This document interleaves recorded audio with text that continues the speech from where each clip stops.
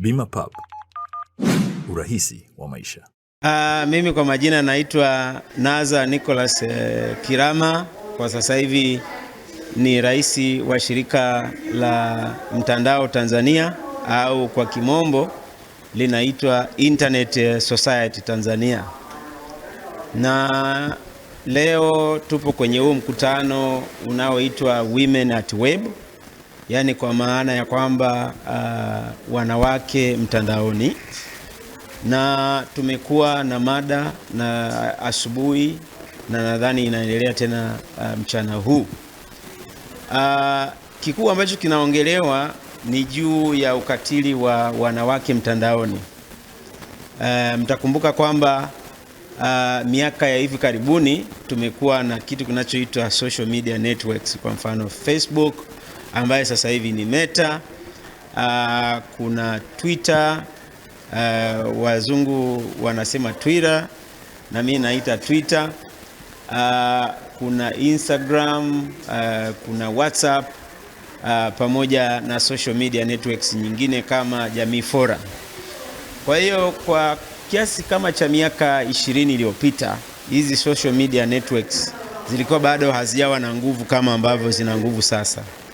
Kwa hiyo utaona watu wengi sana, wanawake kwa wanaume, wanakuwa kwenye mtandao. Lakini sasa nini ambacho kinaendelea kwenye mtandao ndicho ambacho kimekuwa kinajadiliwa hapa, kwamba kumekuwa na ukatili pia kwenye mtandao, kwa maana ya kwamba wanawake wengi wanashiriki kwenye mtandao, lakini na wengine wanaogopa kushiriki kwa sababu kumekuwa kuna ukatili ambao unaendelea juu ya mambo kadha wa kadha ambayo wanasema.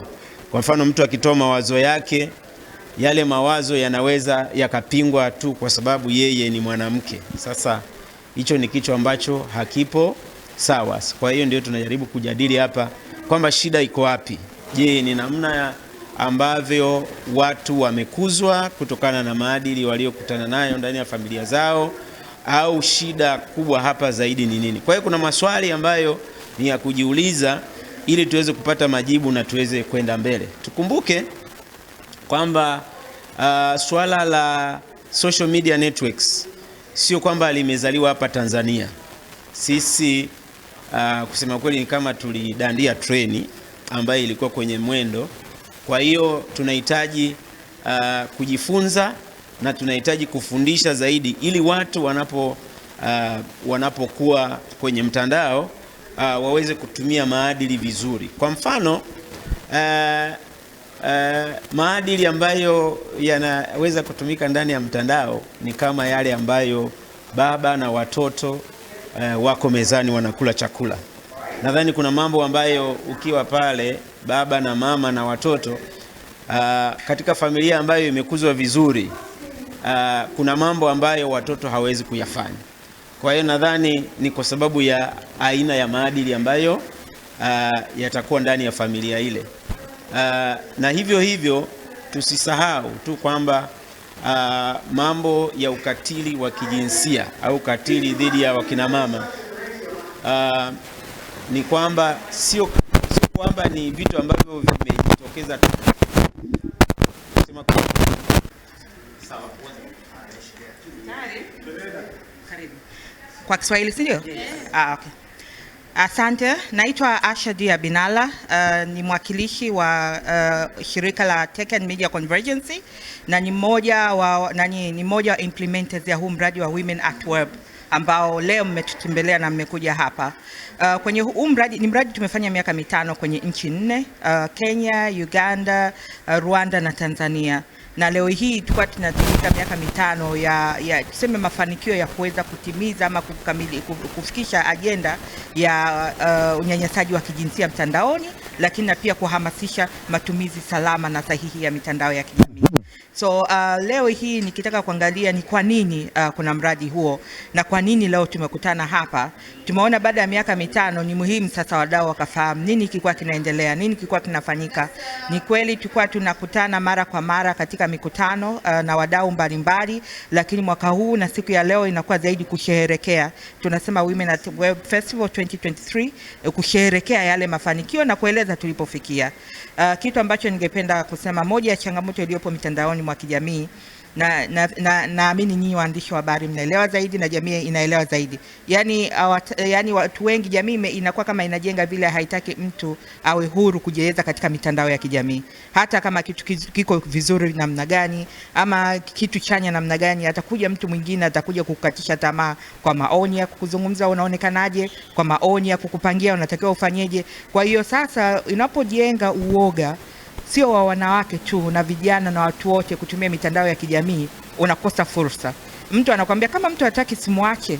Fursa zote ambazo zipo katika dunia leo iko kwenye mitandao ya kijamii.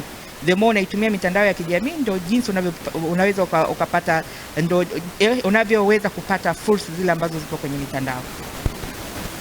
It comes to online violence, I think artificial intelligence gives us the opportunity to solve some of the challenges that we have not been able to solve at a digital level. So one advantage of AI is that we are collecting a lot of data, and we can use this data to train our systems to be able to identify attacks, to be able to identify malicious things that are happening online, and also to be able to block them. So I think that's one advantage of AI.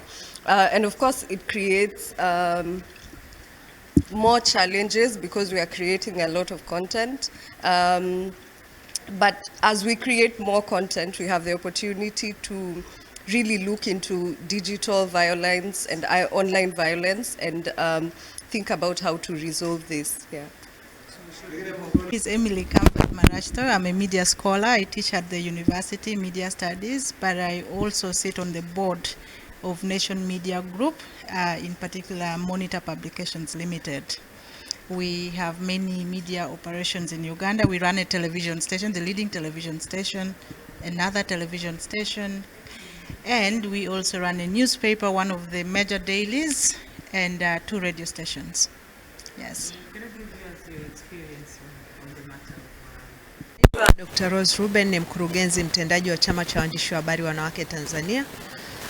TAMWA tumekuwa tukifanya kazi na waandishi wa habari wanawake, na kuna tafiti kadhaa ambazo zimeonyesha kwamba wanaathiriwa sana na ukatili mitandaoni, na si tu wa jinsia katika mitandao.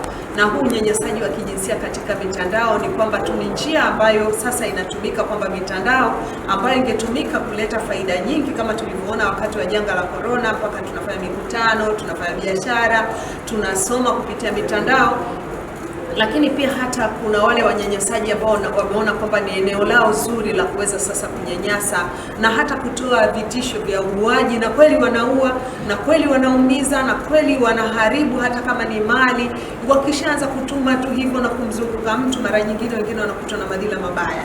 Kwa hiyo tunachokifanya kwanza ni watu wajue kwamba kuna unyanyasaji na ukatili wa kijinsia mitandaoni ambao unaweza ukawakuta, lakini pia unaweza ukawakuta watoto wao, wake zao, dada zao, hata kaka zao, kwa sababu pia kuna tafiti.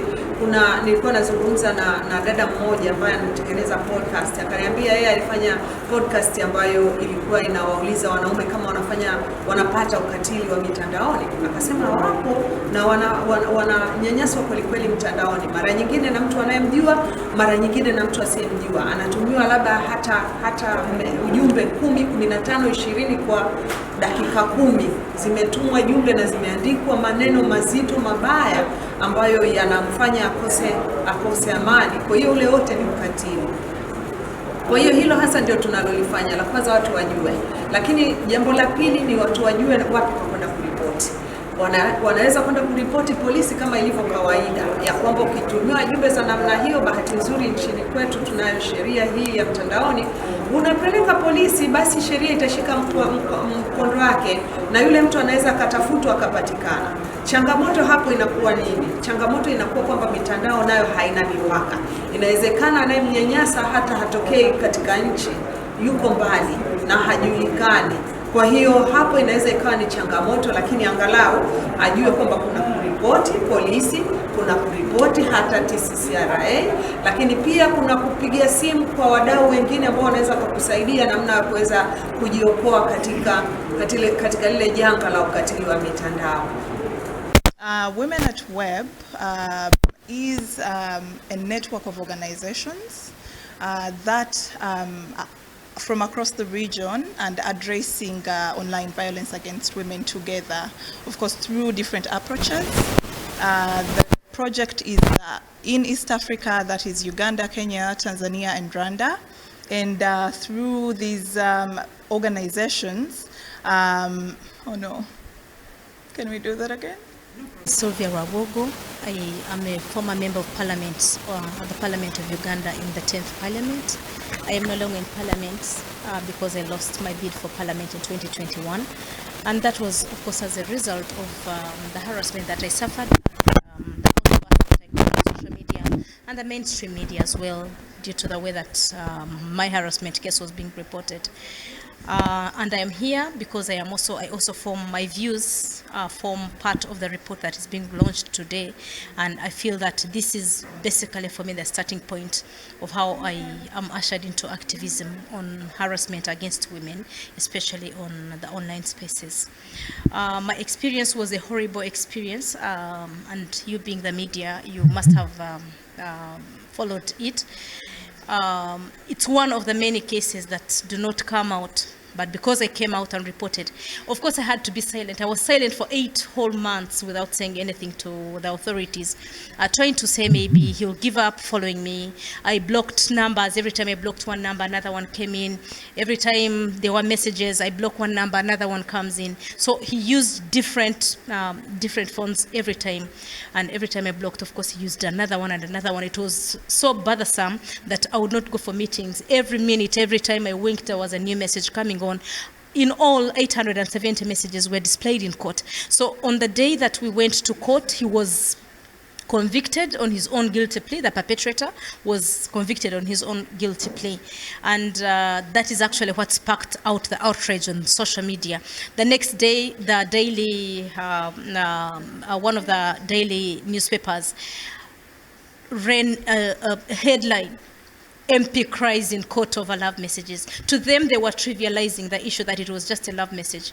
But for me, it had been a person stalking me for 8 months, sometimes even telling me that the color of the dress that I'm wearing, following me, stalking me both online and offline, and scaring me, of course, saying, I will not leave, you'll not do anything without me. You know, and this is a person I had never known or even met before, only knowing him because he used to call me all the time, block this number, he uses another one. So to me, it was such a horrible experience. And what happened actually in the aftermath of the judgment is what caused this whole thing to go beyond, and maybe that is what brings me here today. That's why I'm here today, because the internet turned against me. I no longer use Facebook. I only use people who post for me on my pages. I no longer go to Twitter. I even when I am on WhatsApp, sometimes this violence comes up.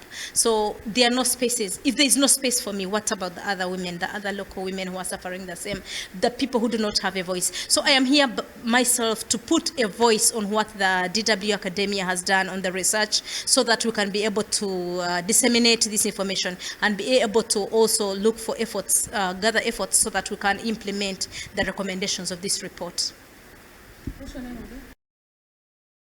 Kabla tujaanza safari, wengi tukikumbuka kutahakisha matairi upepo upo fresh. Tutahakisha spana na jeki zipo na zinafanya kazi. Tutahakisha breki zinakamata, taa za mbele, nyuma, indicator, hazard zinawaka. Hapo sawa. Wifi zinafanya kazi. Tutaangalia oili, injini na maji. Tutanunua bima na bima papo ili zisome na kusomeka. Kisha gari inaoshwa. Yote hayo ni utayari wa chombo chako na changamoto za safari. Ila so kwa ajili yako wewe dereva. Dereva, umechukua hatua gani kulinda uhakika wa kuendelea kujipatia hela? Si unajua ya barabarani hayatabiriki. Tumia bima pap kwa kupiga *150 *51 alama ya reli au kwa WhatsApp namba 0764166066 na ujipatie bima ya dereva kipato. Umahiri wa dereva hauishii tu kwenye kumudu usukani, bali pia umakini wa kulinda kipato chake wakati wa majanga ya kifedha. Bima pap. Urahisi wa maisha.